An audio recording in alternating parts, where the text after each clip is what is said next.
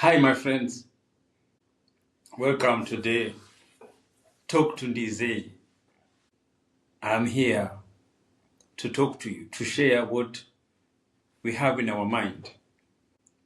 I speak what most people fear to say because I tell African, you are God. God live in us. God and Jesus never left this earth.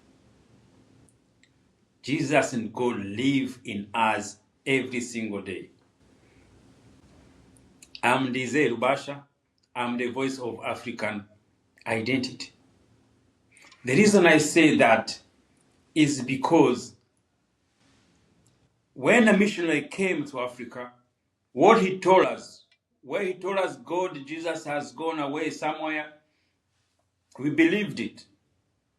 We never look around, we never question around, we never think why this person came 1900 to tell us that there's a Jesus only person who will come to save us. You just wait and he tell us there is heaven and he tell us there is hell. We believe it. Even now, my brothers, my sisters believe it. When you hear me telling you there is no heaven, there is no hell, you got to think something different. No, that is true. There is no other place you're going to go after here. Even if there's a place you go after you passed away, just leave it. Leave it until you go there, you see what is there. Lest we live in the world of living. You are God of living, living on earth. You have been created. You never put any deposit or anything to be born, to be put on this earth. You are here, you got to face it, the journey of where you are, any country you go to be, any places you go to be, you got to face what is going to come to you. We have to accept life is here for us. A missionary tells us his thinking. He explained the Bible because he's the one who wrote the Bible. When he said the Bible is a book of God, who do you think God is? That the Bible, the Father Creator? Who's God? Who the Bible is for? Is for you. Is for me. It's every person who live around. That is the history of what people went through and what you go through every single day. Each person, 7 billion of people, 9 billion of people in the world, they go through what is written in the Bible. It doesn't matter what color, it doesn't matter what you believe, it doesn't matter what you think. You could believe in God, you could believe in no God. What is in the Bible is what you go through. It's life. Everything's there. Everything people go through in life is there. The crime is there. The homosexuality is there. The killing is there. The sex is written there. Everything's written there. So the book is for the people who want to go through it. Is that then guide you how you go to live? You go to live wherever you go to live. When you read, you go to find yourself there. You learn the land, you come from country to country. This country, they were not there before. The name you see the countries, they were not there before. People live without these countries, these names, but the land was there. The land is there, but the country was created by men. But because the missionary came with power of mind, interfere in everything African we do, even now is head of everything you do. African, everything we do is managed by the superiority of white mindset. And that's how war is. The war we are facing is because you don't want to listen to him. If you're against him, he's going to punish you. But why we accept it? He found us in Africa. In the country, he said you have to be Christian. You have to be baptized. Especially like Rwanda Catholic. Priest doesn't have wife, he doesn't have children, he doesn't have family. But he is coming, he baptizes every child, he put water on your top here, he make all those ceremony, and we believe it, we think that is how life is.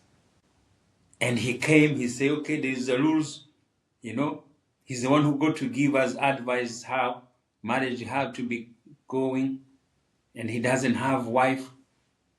Is counseling people who are married, who have been married, who have children. And that is where a white man, he will never give us peace. When you become a slave, you have to be hard to fight through your mind to free yourself from man to slave.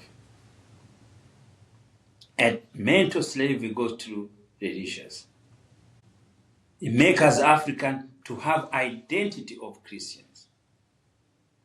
That is why he changed our names.